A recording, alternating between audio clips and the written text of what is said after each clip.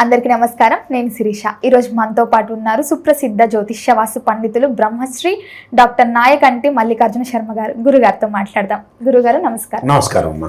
గురుగారు, ఈ నవంబర్ మాసంలో కన్యా రాశి వారికి ఎలా ఉండబోతుందంటారు?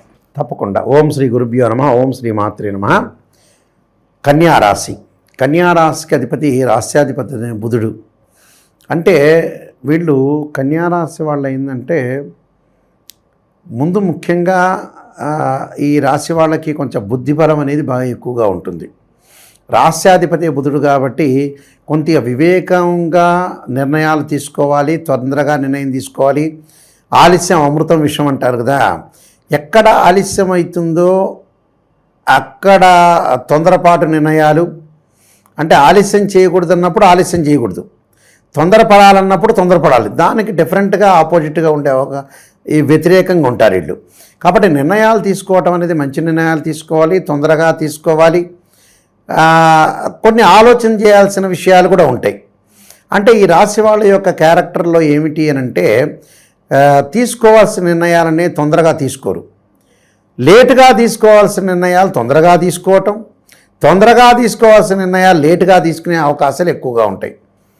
అలానే కొంచెం వివాదాల వైపు వెళ్లకుండా ఉండాలి. ఎక్కడైతే గొడవలు జరుగుతున్నాయో దాని మధ్యలో మీడియేషన్ చేయకూడదు. అలానే ప్రతి దానిలో కూడా విజయం సాధించాలంటే ఒక రికగ్నైజ్డ్ అవసరమే, కానీ వీళ్ళకి గుర్తింపు లభించే అవకాశాలు బాగా ఎక్కువ ఉంటాయి. కానీ ప్రతి పనిలో కూడా వీళ్ళు ఆచితూచి అడుగు వేసి ముందుకు వెళ్ళాలి. తగుదనమ్మా అని ముందుకు వెళ్ళారంటే గొడవలు జరిగే సందర్భం ఎక్కువ ఉంటుంది. అంటే దేనికి ఎక్కడ ఏం చేయాలో దాన్ని చేసుకునే ముందుకెళ్తే లైఫ్ అనేది లీడ్ చేయగలుగుతాం మనం, లేకపోతే లీడ్ చేయలేకపోతాం. అంటే ఇలాంటి వాటిలన్నింటినీ కూడా మనం చాలా జాగ్రత్తగా ఆలోచన చేసి ముందుకు వెళ్ళాలి. అయితే come to the point, November మాసంలో కన్యారాశి వాళ్ళకి ఏ విధంగా ఉండబోతుంది?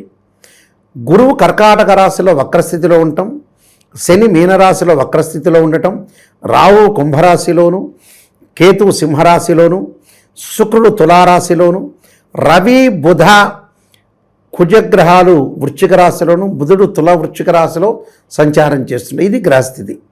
ఈ నవంబరు మాసంలో ముఖ్యంగా కన్యారాశి వాళ్ళకి ఏ విధంగా ఉండబోతుంది? కన్యారాశి వాళ్ళకి ఏదైతే కర్కాటక రాశిలో గురువు ఉన్నాడో వృత్తిపరంగా కొంత అనుకూలంగా ఉండటం, వృత్తిపరంగా ముందుకు వెళ్ళే అవకాశాలు ఎక్కువగా ఉంటాయి. అలానే ద్వితీయ స్థానంలో శుక్రుడి యొక్క సంచారం వల్ల ఆర్థిక స్థితిగతులు మెరుగుపడటం, ఆకస్మికంగా ధనలాభం, మొండి బాకీలు కొన్ని ఉంటాయి, వీళ్ళకి వసూలయ్యే అవకాశాలు ఎక్కువగా ఉంటాయి. అంటే ఆర్థిక పరంగా సమస్యలు లేకుండా ముందుకు వెళ్ళే అవకాశాలు బాగా ఎక్కువగా ఉంటాయి. వృత్తిపరంగా కూడా వీళ్ళకి సపోర్ట్ చేసేవాళ్ళు ఎక్కువ అయ్యే అవకాశాలు ఎక్కువగా ఉంటారు. వృత్తిపరంగా సపోర్ట్ చేస్తారు. కొంత పనులలో ఆలస్యం జరుగుతున్నా పనులు ఫైనల్గా రిజల్ట్స్ వచ్చే అవకాశాలు ఎక్కువగా ఉంటాయి. అలానే శని వక్రగతిలో ఉన్నాడు. శని వక్రగతిలో ఉండటం వల్ల కన్యారాశి వాళ్ళకి అనుకూలంగా జరిగే అవకాశాలు ఎక్కువగా ఉంటాయి. ఎందుకంటే కన్యారాశి వాళ్ళకి పంచమాది షష్టమాధిపతి శని సప్తమ స్థానంలో ఉండటం వల్ల లాభాలు కలిగే అవకాశాలు ఎక్కువ ఉంటాయి. అలానే ద్వితీయాధిపతి, అలానే నవమాధిపతి అయిన శుక్రుడు ద్వితీయ స్థానంలో ఉండటం వల్ల అధిక లాభాలు పొందే అవకాశాలు ఎక్కువ ఉంటాయి. శుక్రుడి వల్ల, శని వల్ల, గురువు వల్ల అధిక లాభాలు కలుగుతాయి వీళ్ళకి. ఈ మూడు శుభగ్రహాల వల్ల కూడా ఆర్థిక పరంగా సమస్యలు రావు, ఫైనాన్షియల్ డెవలప్మెంటు, ఆకస్మికంగా ధనలాభాలు, శుభ కార్యక్రమాల్లో పాల్గొనే అవకాశాలు ఉంటాయి. అలానే ఆరోగ్యం అనేది గతం కంటే మెరుగుపడే అవకాశాలు ఎక్కువ ఉంటాయి. ఆరోగ్యపరంగా దీర్ఘకాలిక వ్యాధులు ఉన్న వాళ్ళు చాలామంది ఉంటారు. అలాంటి వాళ్ళు కూడా ఆరోగ్యపరంగా మెరుగుపడే అవకాశాలు బాగా ఎక్కువ ఉంటాయి. ఉన్నతమైన ఆలోచన చేస్తారు. విద్యార్థులకి అధికంగా శ్రద్ధ పెడతారు. వేరే వ్యాపకాల మీద లేకుండా విద్యార్థులు చదువు మీద బాగా కాన్సన్ట్రేషన్ చేసే అవకాశాలు బాగా ఎక్కువ ఉన్నాయి. ఆలోచన మార్గాలు ప్రణాళికాబద్ధంగా చేయాలని ఆలోచనలు కూడా బాగా పెరిగే అవకాశాలు ఎక్కువ ఉంటాయి. కాబట్టి ఈ మూడు గ్రహాలు చాలా అనుకూలంగా ఉంటాయని చెప్పుకోవచ్చు. ధనధాన్య వృద్ధి కలిగే అవకాశాలు ఎక్కువగా ఉంటాయి. అలానే తృతీయ స్థానంలో కుజుడి వల్ల కూడా రియల్ ఎస్టేట్ రంగంలో ఇళ్ళు కొనుగోలు చేయటం, భూములు కొనుగోలు చేయటం, మెడికల్ ల్యాబొరేటరీస్ పెట్టే అవకాశాలు ఎక్కువ ఉండటం, అలానే రక్షణ శాఖ వాళ్ళకు కానీ, పోలీస్ డిపార్ట్మెంట్ వాళ్ళకు కానీ, న్యాయవాదులకు కానీ ప్రమోషన్ లభించే అవకాశాలు ఉండటం, అంటే ఇవన్నీ కూడా వాళ్ళకి ఏర్పడే అవకాశాలు ఎక్కువ ఉంటాయి. అంటే అన్నిట్లో కూడా విజయం సాధించే అవకాశాలు బాగా ఎక్కువ ఉంటాయి.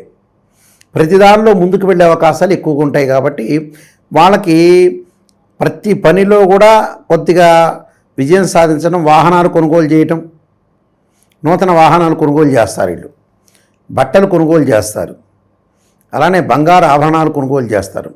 స్త్రీలు గతంలో ఏదైతే విద్యను ఆపుకున్నారో ఆ విద్యను మళ్ళీ కొనసాగించడం, మా వ్యాపారాన్ని ఆపుకున్నారో మళ్ళీ వ్యాపారాన్ని కొనసాగించడం, ఏదైతే ఉద్యోగం చేస్తున్నారో మళ్ళీ ఉద్యోగాన్ని కంటిన్యూ చేయటం, ఇలాంటివన్నీ కూడా కంటిన్యూ ప్రాసెస్ జరిగే అవకాశాలు ఎక్కువగా ఉంటాయి. కాబట్టి ఉద్యోగపరంగా ఇబ్బందులనే ఉండవు. ద్వితీయంలో బుధుడు ఉండటం వల్ల, అంటే నవంబర్ మాసంలో కొన్ని రోజుల్లో ద్వితీయంలో బుధుడు ఉంటాడు.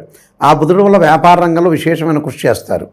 వ్యాపార పరంగా కూడా అభివృద్ధి సాధించే అవకాశాలు ఎక్కువ ఉంటాయి.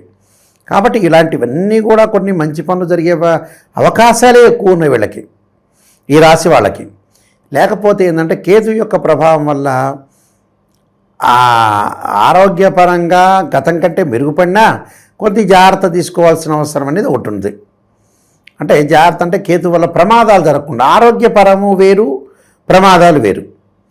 దీర్ఘకాలిక వ్యాధులు ఉన్న వాళ్ళకందరికీ కూడా మెరుగైన ఫలితాలు వస్తాయి. కానీ కేతు యొక్క ఫలితం వల్ల ఏంటంటే తీర్థయాత్రలకు వెళ్ళాలనుకుంటారు, వెళ్ళలేకపోతారు, క్షేత్రాలకు వెళ్ళాలనుకుంటారు, వెళ్ళలేకపోతారు. తర్వాత ప్రమాదాలు జరిగే అవకాశాలు ఎక్కువ ఉంటాయి. ప్రమాదం అంటే యాక్సిడెంట్ జరిగే అవకాశాలు ఎక్కువ ఉండటం, ప్రమాదాల వైపు వెళ్ళే అవకాశాలు, అనవసరమైన రాద్ధాంతాలు, గొడవలు, వాళ్ళ జీవితాన్ని అయితే ఎన్హాన్స్ చేసుకుంటారు, డెవలప్మెంట్ చేసుకుంటారు, దానిలో తప్పులేదు. కానీ ప్రమాదాల విషయంలో మాత్రమే జాగ్రత్త ఉండాలి. మిగతా టోటల్గా ఓవరాల్గా ఎవ్రీథింగ్ విల్ బీ ఓకే అని చెప్పుకోవచ్చు. కానీ ఆకస్మిక ప్రమాదాలు జరుగుతాయి. అంటే కారులో వెళ్ళేటప్పుడు అతివేగంగా కానీ, బండి మీద వెళ్ళేటప్పుడు అతివేగంగా కానీ ఇలాంటివన్నీ చేయకూడదు.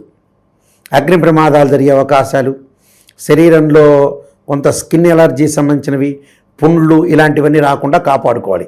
దాన్ని కొన్ని పరిహారాలు చేసుకొని ముందుకెళ్ళాలమ్మా. మొత్తం మీద గురుగారు ఎలాంటి పరిహారాలు పాటించాలంటారు?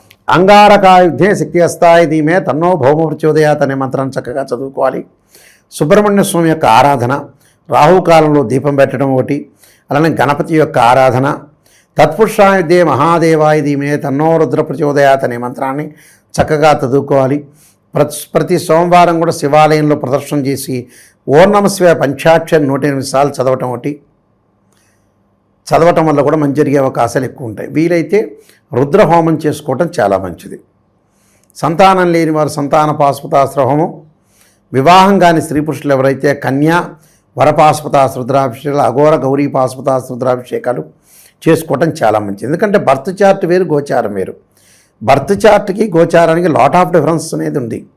అందులో ప్రేక్షకులందరూ గమనించాలి. కేవలం ఈ గోచారీత్యా చెప్పబడే ఫలితాలు అంటే ఇది కూడా అదృష్టాన్ని సూచించే అవకాశం ఉంటుంది. కాబట్టి చాలా జాగ్రత్తగా ఉండి ముందుకెళ్ళటం మంచిదమ్మా. గురుగారు మొత్తం మీద ఈ నవంబర్ మాసంలో కన్యా రాశి వారికి ఎలా ఉండబోతుందో తెలియజేసినందుకు ధన్యవాదాలు. నమస్కారం.